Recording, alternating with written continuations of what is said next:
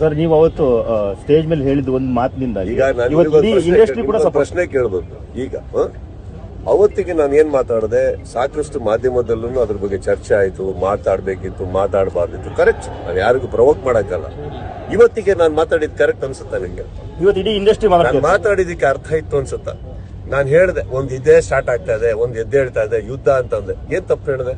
ಇದು ಪೈರಸಿ ಮಾಡಿದ್ರೆ ನನ್ನ ಸಿನಿಮಾ ವಿರುದ್ಧ ಒಂದು ಯುದ್ಧ ಘೋಷಿಸಿದ್ದಾರೆ ಕೆಲವರು. ಪೈರಸಿ ಹೆಸರಲ್ಲಿ ಒಂದು ಯುದ್ಧ ಘೋಷಿಸಿದ್ದಾರೆ ಸರ್ ನನ್ನ ಸಿನಿಮಾದ ಮೇಲೆ.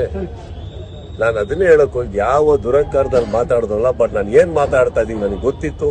ಆಯ್ತು, ನಿಮ್ಗಳ ಮುಂದೆ ಕುತ್ಕೊಂಡು ಮಾತಾಡ್ಬೇಕು, ಅದಕ್ಕೆ ವಿವರಣೆ ಕೊಡ್ಬೇಕಿತ್ತು. ಮಾಧ್ಯಮದವ್ರ ಸ್ನೇಹಿತರ ನೀವ್ ಕೇಳಿದ್ರಿ ಅಂತ ಉತ್ತರ ಕೊಟ್ಟೆ, ಯಾರಿಗೂ ಉತ್ತರ ಕೊಡೋಕೆ ರೆಡಿ ಇರಲಿಲ್ಲ ಅನ್ನೋದು ಕಾಣ್ತಾ. ಈಗ ನಾನೇನ್ ಹೇಳಿದೆ ಅವತ್ತು ಸ್ಟೇಜ್ ಮೇಲೆ, 25ಕ್ಕೆ ನನ್ನ ಬಿಡುಗಡೆ ಆಗುತ್ತೆ ಅಂದ್ರೆ ಅವತ್ತೇ ಪ್ರಾರಂಭ ಆಗುತ್ತೆ ನೋಡಿ ಅಂತ ಹೇಳಿದ್ದಾರೆ.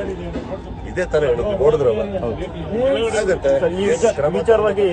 ಈ ವಿಚಾರವಾಗಿ ಜಗ್ಗೇಶ್ ಅವರು ರಾಜ್ಯಸಭೆಯಲ್ಲಿ ಕೂಡ ಮಾತಾಡಿದ್ದಾರೆ. ಹಂಗಂದ್ರೆ ನೀವು ಹೇಳಿದ ಮಾತಿನ ನಂತರ ಈ ಎಫೆಕ್ಟ್ ಗಳು ದೊಡ್ಡದಾಗ ಆಗ್ತಾ ಇದೆ. ಅದಕ್ಕೆ ಪೈರಸಿ ಒಂದು ತಡೆಯೋದಕ್ಕೆ ನಾನು ಇದನ್ನ ಇಲ್ಲ ನಿಲ್ಸಲ್ಲ ಸರ್.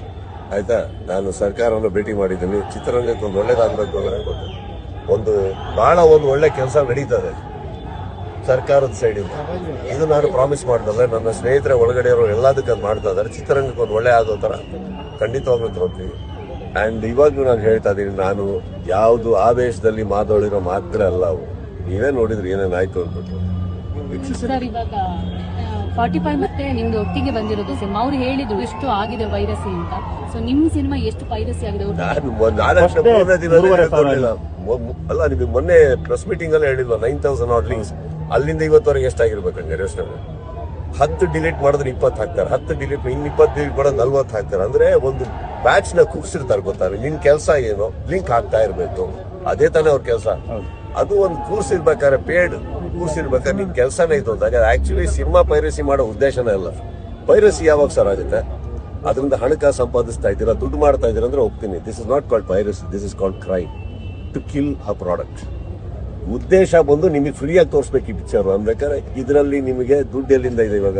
ಓಕೆ, ನಿಮಗೆ ಡೌನ್ಲೋಡ್ ಮಾಡೋದ್ಬೇಕಾದ್ರೆ ಒಂದು 10 ರೂಪಾಯಿ ಹಾಕಿ, 20 ರೂಪಾಯಿ ಹಾಕಿ, 30 ರೂಪಾಯಿ ಕೊಟ್ಟು ಡೌನ್ಲೋಡ್ ಮಾಡಿದ್ರೆ ಹೋಗ್ತೀನಿ. ಇದ್ದಲ್ಲಿ ಏನಿಲ್ಲ, ಒಂದಕ್ಕೆ ಪಿಕ್ಚರ್ ನೋಡಿ ಅನ್ಬೇಕಾದ್ರೆ this is it kind of a war declared against the film. Yes sir, correct. Will get to the roots. Sir, theatre ಅವರೇ ಶಾಮೀಲ್ ಆಗಿದ್ದಾರೆ ಅಂತ ಒಂದಿಷ್ಟು ಸುದ್ದಿಗಳು ಹರಿದಾಡ್ತಾ ಇದೆ. ಏನ್ ಗೊತ್ತಮ್ಮ, ಇವಾಗ ಫಸ್ಟ್ ಆಫ್ ಆಲ್ ಹೇಳ್ತೀನಿ ಕೇಳಿ, ಬುಡಕ್ ಹೋಗೋಣ.